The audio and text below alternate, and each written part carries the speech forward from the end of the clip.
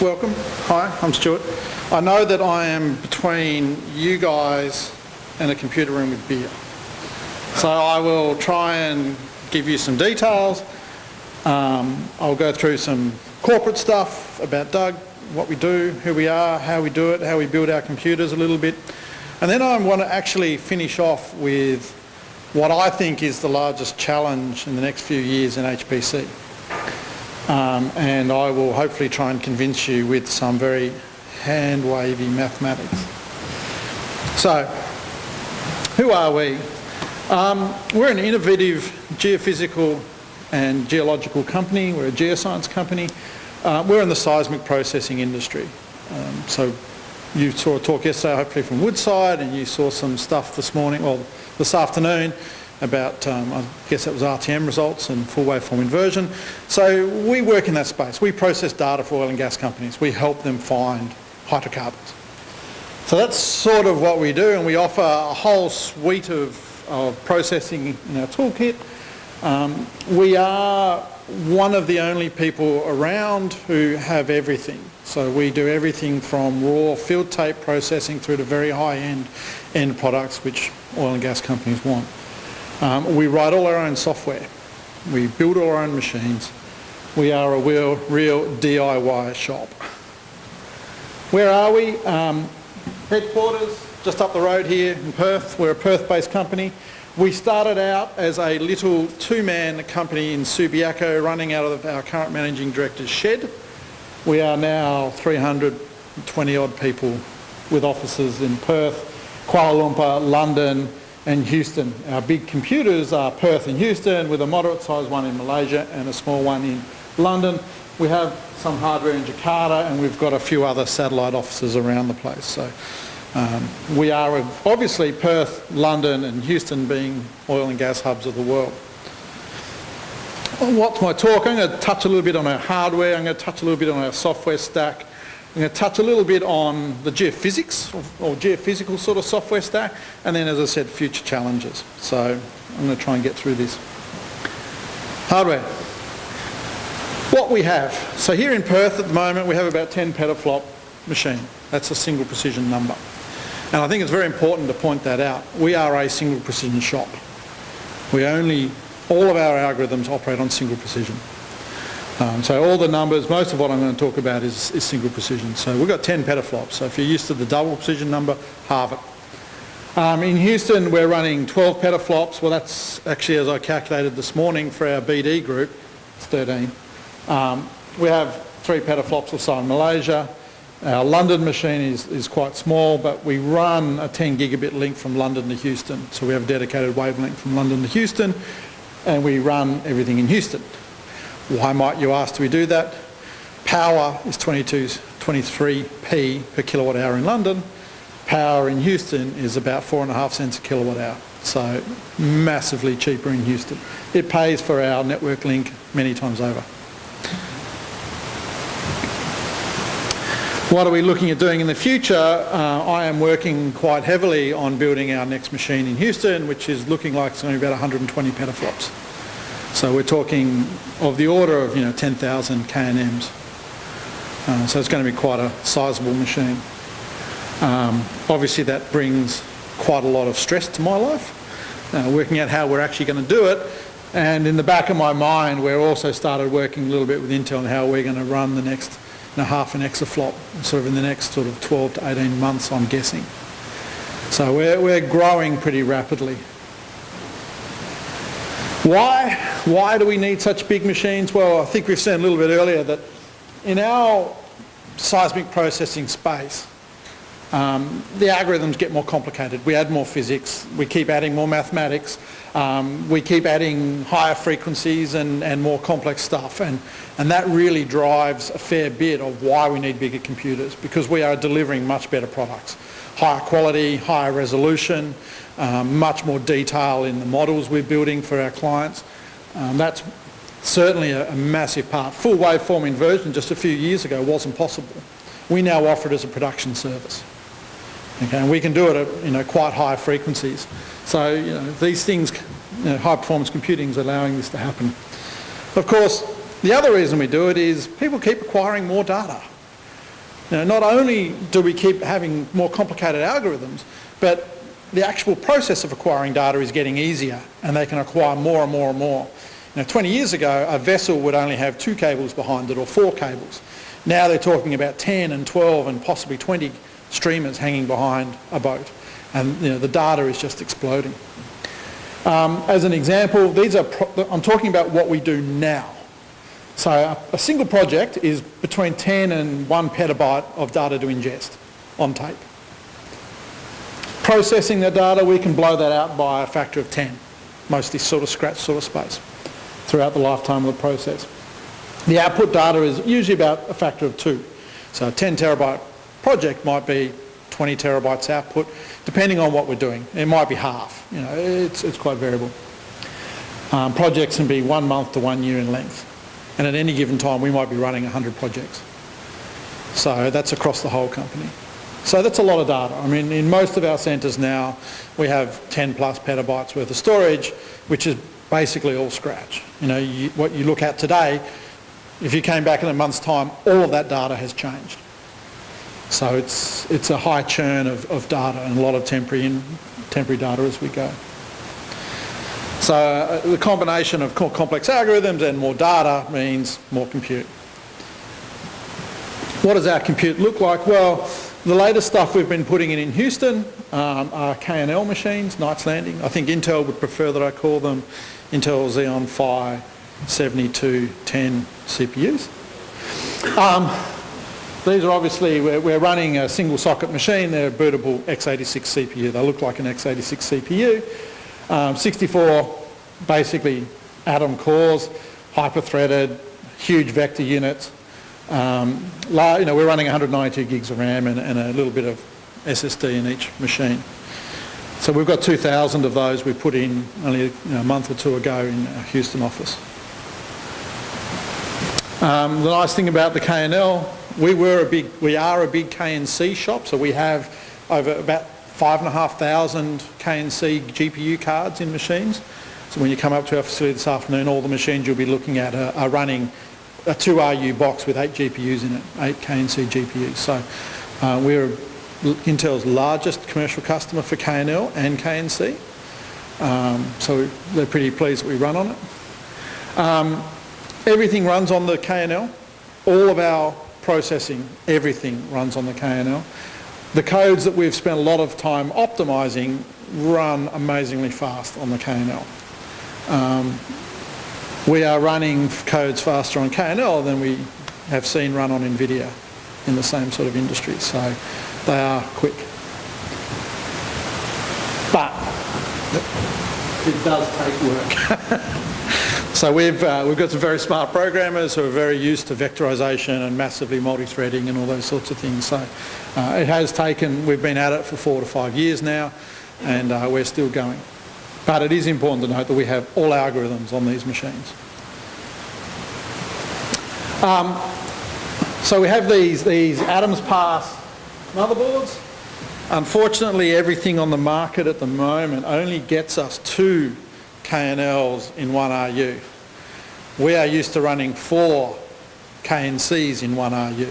So we're looking at ways that we can get to this sort of configuration. And this is a schematic I drew up for a talk for our managing director to go to Intel with some months ago, maybe 6 weeks ago. And this is the sled that I've just recently built. So, we have a bit of sheet metal done. I've attached all of the KNL nodes to it. We are routing the networking through it. We are just getting all of the plugs on the front, so we have KVM and power and network coming out the front end of that sled. And so our aim is later this year is to basically double our density, which is quite important for us. It's quite entertaining. What are we doing on the network front? We are the gigabit shop. We are the Ethernet shop. We are running many 32 port 100 gig switches. We don't have much of a need for MPI and latency.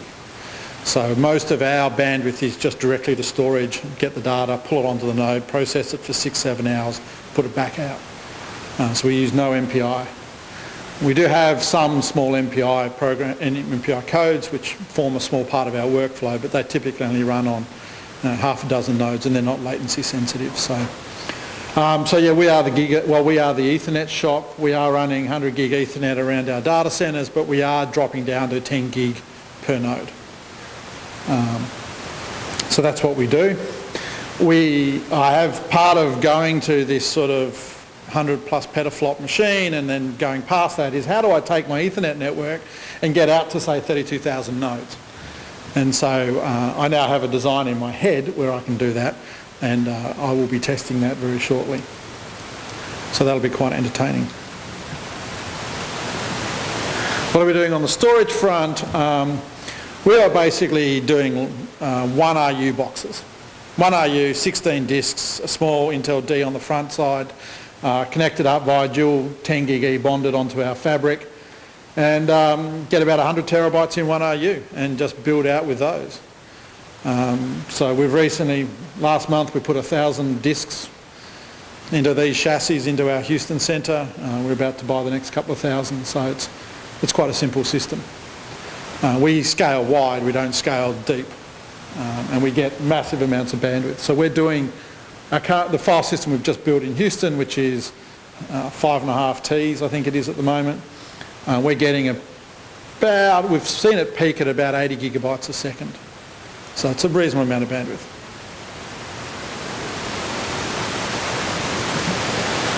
Moving on, the other thing we do, which is slightly insane, is we build our own cooling system. I don't know if people realise that a long time ago Seymour Cray was heard saying that Cray actually isn't a computing company, it's an air conditioning company. We are following in those footsteps. So I have designed, this is my system that I've designed and I physically build them. It's a cooling system which allows us to completely submerge all of our nodes in fluid, and that's what you'll see up the road this afternoon. There are other offerings like this on the market. You may have seen them at supercomputing and all the rest, and you might say, well, why the hell did these guys do their own? And the only thing I will say is we use the same physics, but ours has a lot less operational issues than some of the other guys on the market. We have some of the other guys on the market in a data centre just down the road. And that's what led us to develop this system. What do we do differently? Well, we have this heat exchange module, pump, basic car radiator, warm water, cold water in, warm water out, and we dump all of that into the fluid. We do not remove fluid from a tank. And for us, every tank is modular. So there's no interconnection between our tanks. One tank, one heat exchange unit goes down, doesn't affect the rest of the machine. If the heat exchange unit fails, you have a spare sitting on a shelf. They're pretty cheap. You just drop it in and away you go. The heat exchanger and pump are immersed in the dielectric fluid, which we around town call a diflu. We use, effectively, it's a short polymer liquid style plastic. Polyalpha olefin, for anyone who wants to go and look it up. Non-toxic, non-flammable, biodegradable, low viscosity, non-polar. That's the important part. Doesn't dissolve stuff. Doesn't conduct electricity. That's the other important one.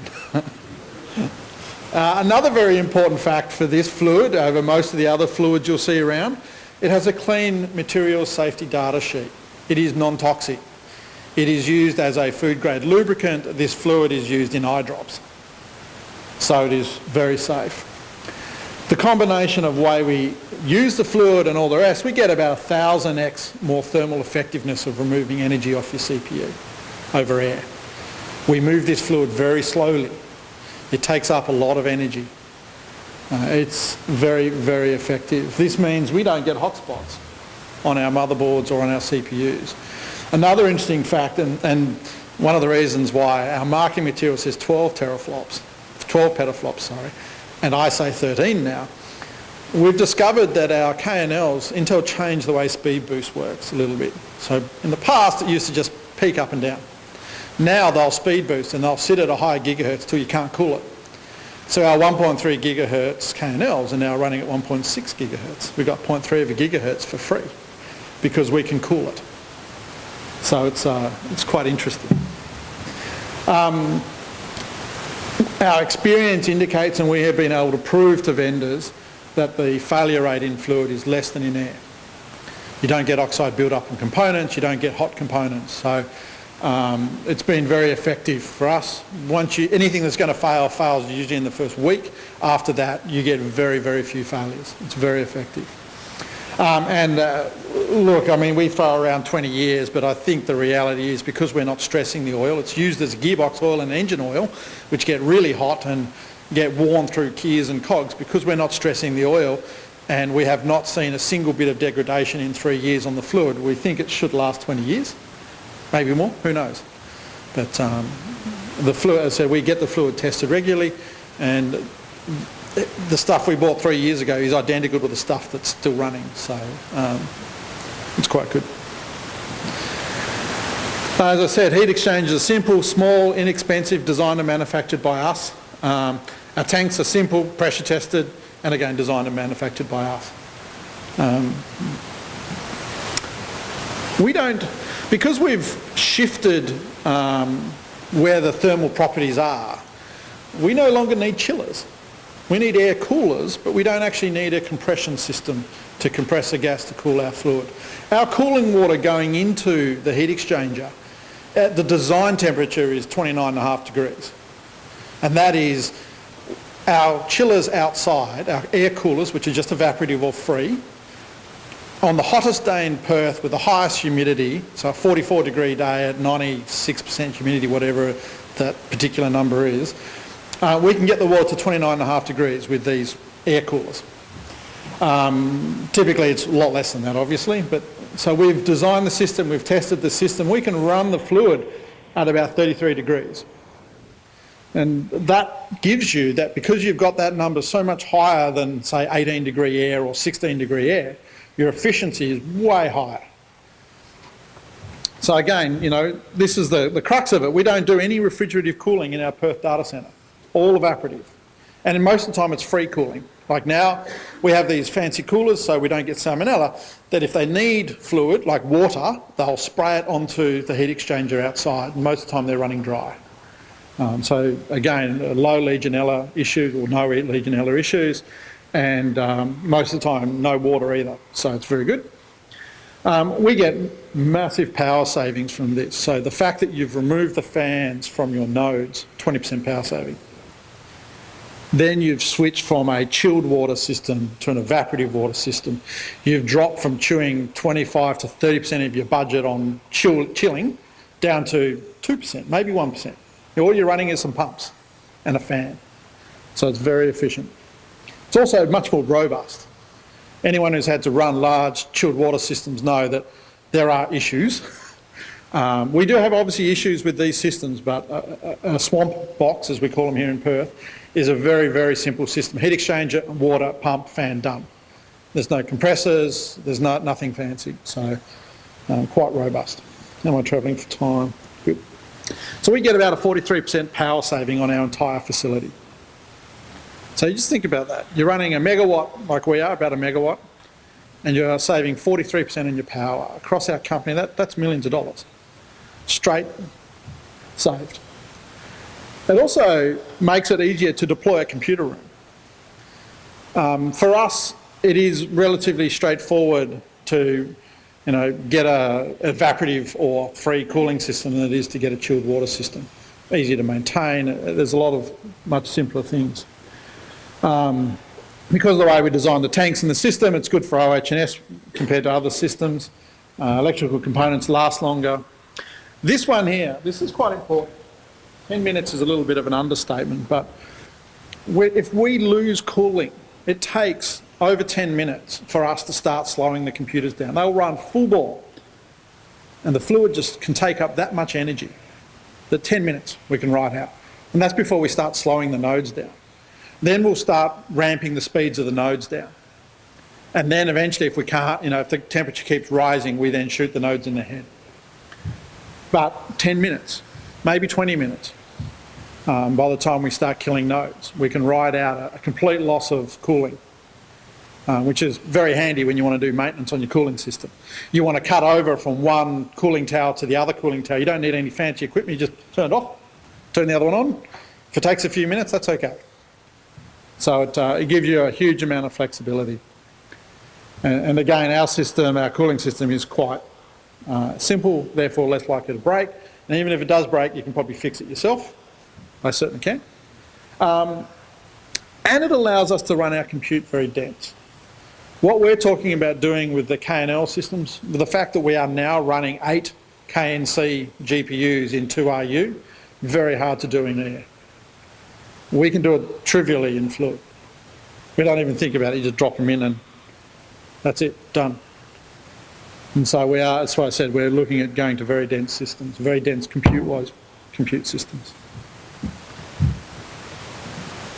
Where does this look like? Well, if you're used to seeing PUE, the average data centre where no one really gives us stuff about power and cooling is that black one. People who care about power and cooling and have good chilled water systems are in this sort of space. Google and Amazon's are down sort of here, about a PUE of 108. Our Perth data centre is running a PUE of 1045. And it's even better than that, because at 1045 we are using 20% less power than the Google data centre if they could get to 1045, because we don't have fans. So it's a massive step up in capability for us. I mean, heat, using power, all these things, that costs money, and we're a commercial enterprise.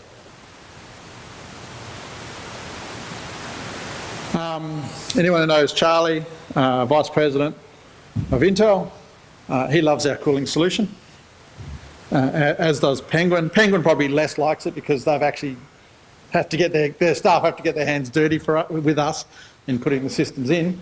But no, they're very pleased that we're using this solution. We're able to build out big systems in very small amounts of space and with very small power envelopes. When you come up to our room, what are you going to notice? It's quiet. You will walk into our data centre and you will not realise that it's running flat out. Not quite flat out. There are a lot of machines in there turned off, and you'll see those because they don't have fluid and they're not cabled up. We are currently continuing to build out. The guys have just cleaned up, so you can come through and have a look. We will cool the room down, but we can run the room at about 26, 27 degrees because the tanks don't really care what temperature the outside air is, the air in the room.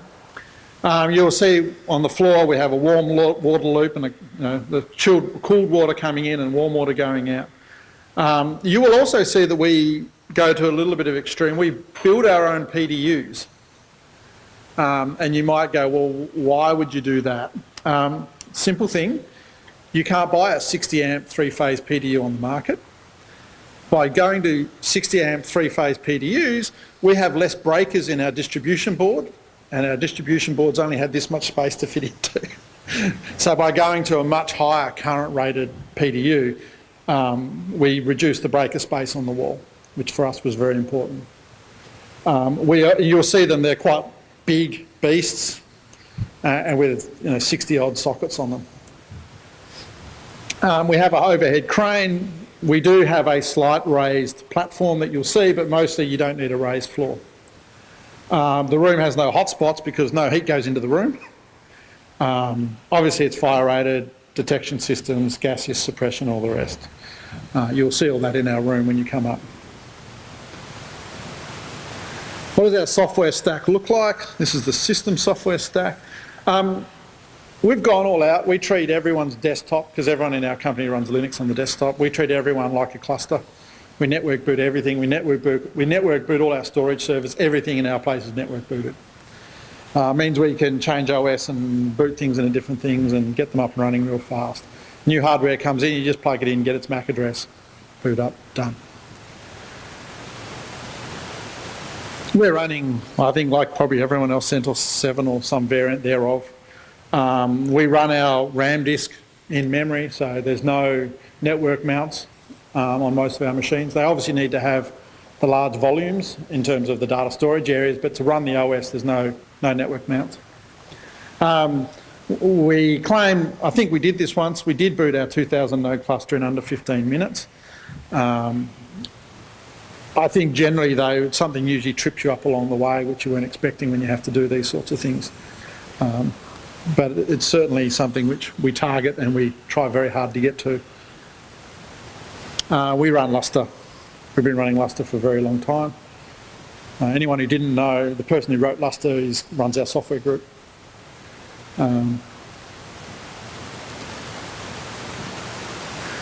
We also have a proprietary data format, and the takeaway from this is that our data format is checksummed.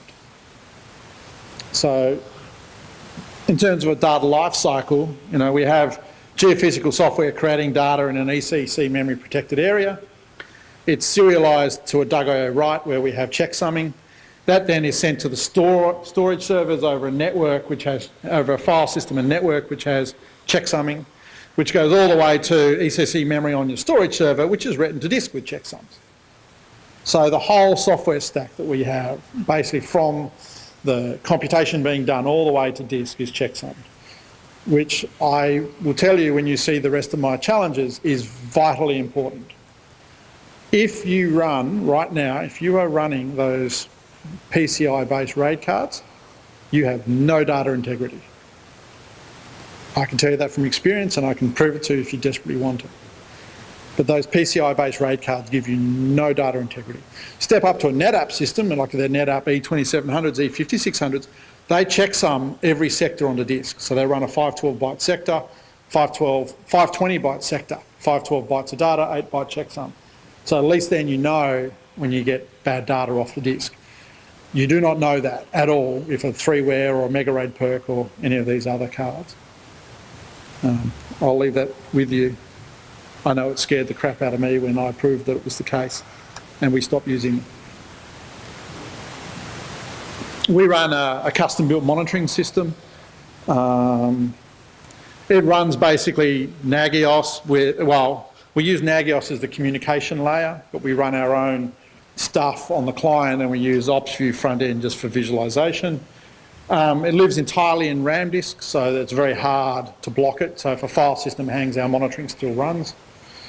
Our monitoring system is more like a management system. It fixes many things on a node. It runs stress tests for you between jobs. It allows us to degrade nicely, so it'll slow down the CPUs if they start getting too hot and things like that. And that's all built into our management system, our monitoring system. Again, we wrote that ourselves. The running of a stress test, actually, when we started doing that was incredible. We stopped black holes forming in your queuing system, where one node's got a problem and just sucks all the jobs in and kills them. Job scheduling, we run our own customised version of Slurm.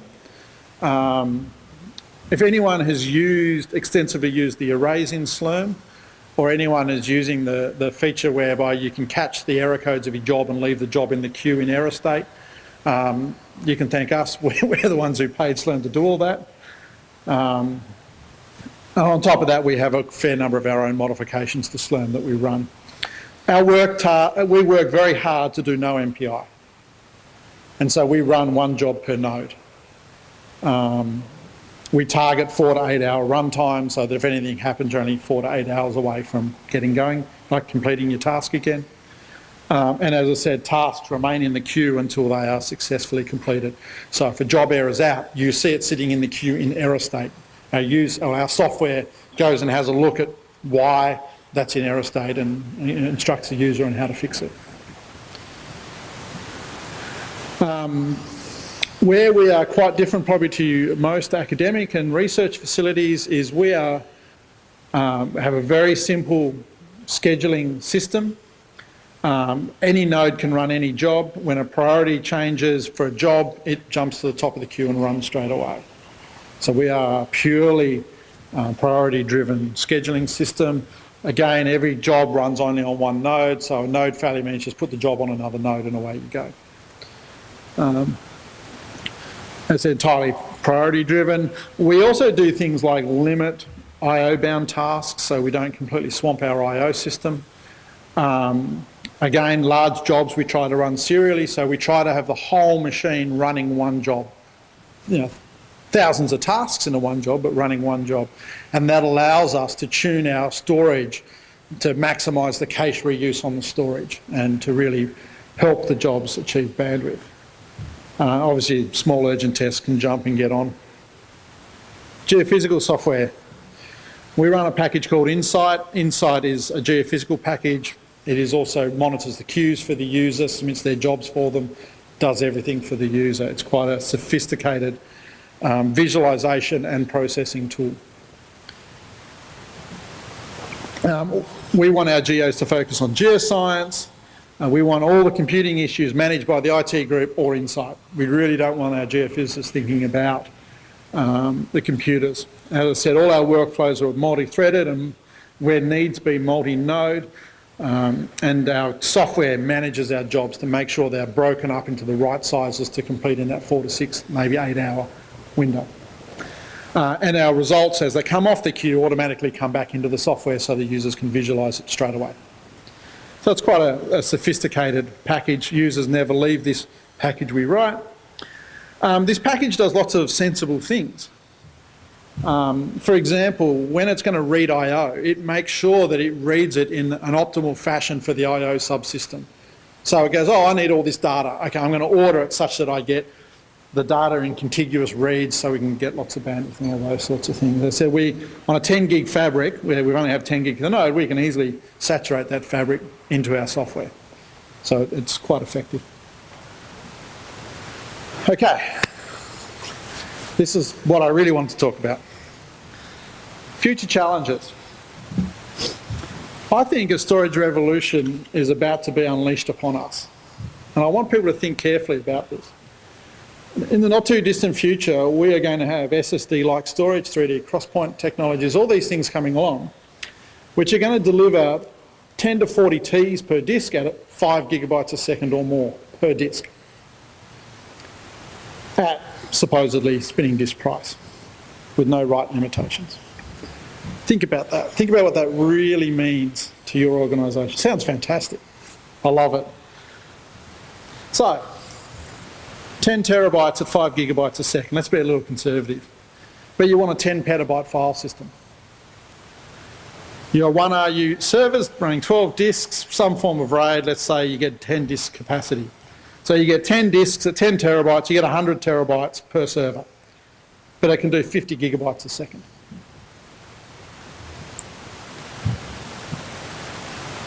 So, you know, how much bandwidth do you need to drive those drives?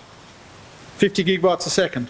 You're going to need, well, 16 lanes of PCI Gen 3 is 11 gigabytes a second. So you're going to need about 6 PCI slots worth of bandwidth to be able to drive the disks in that one RU server. 6 PCI slots. Is there a 1RU server that even has 6 PCI slots? But of course, that's only half of the equation. You have to get the data off the server. 100 gigabit Ethernet, well, you're going to need 6 NICs per server, per 1RU server. That's another 6 PCI slots. That's 12 Gen 3 PCI, 16 lane PCI slots you're going to need. You're going to need 192 lanes of PCI Gen 3. Your Haswell, Broadwell, Skylake max out at 48 per CPU. So you can't even build this machine. And yet you're going to be able to put the disks in it.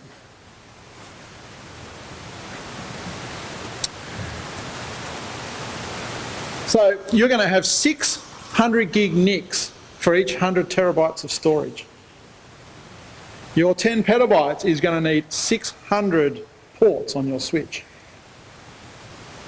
That's a scary number.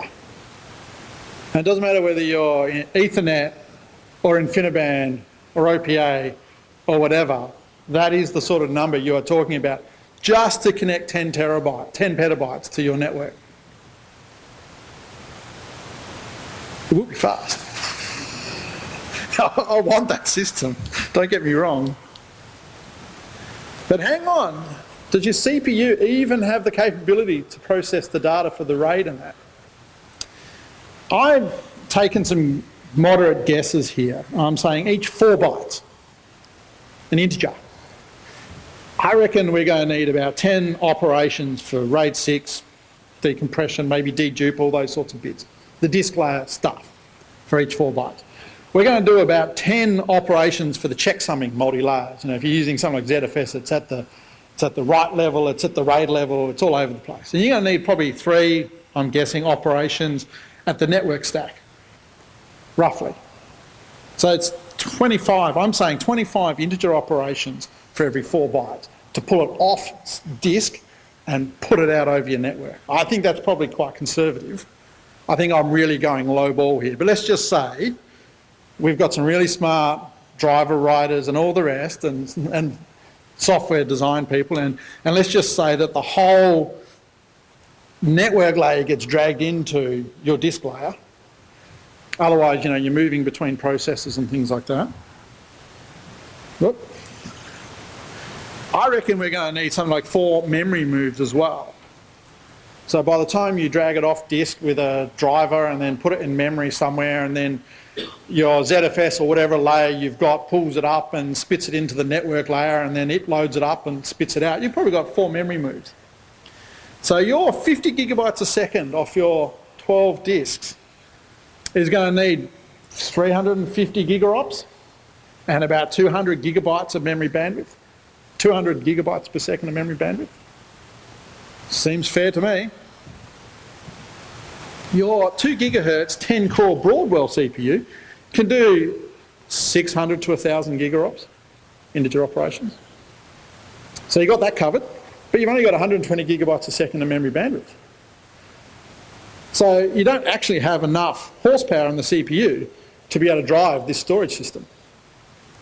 But don't worry, you've run out of PCI way before that. It's a bit like the Bugatti Veyron. The petrol tank in a the tyres on a Bugatti Veyron at maximum speed only last 14 minutes. But it's okay, because the petrol only lasts 7. All right? You run out way, you know.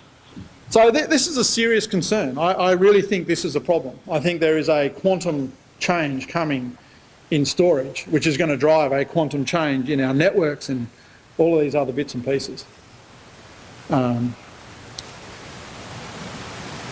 And then what happens when they tell you can perhaps do 10 gigabytes a second per disk? Or the year after, or 18 months later, 15 or 20? I really think this storage which is about to drop is a real challenge, because I'm not going to be happy with a high-end NetApp or DDN system which can only deliver, you know, out of a box this big, you know, it can only do 50 gigabytes a second. I'm going to have 50 gigabytes a second in 1 RU. So it's a quantum, you know, it's a massive change in the industry that's going to happen. And I'd like to leave you with that today and welcome you all up to our computer room a little later on, and we'll have a beer and you can talk about it. Thanks very much.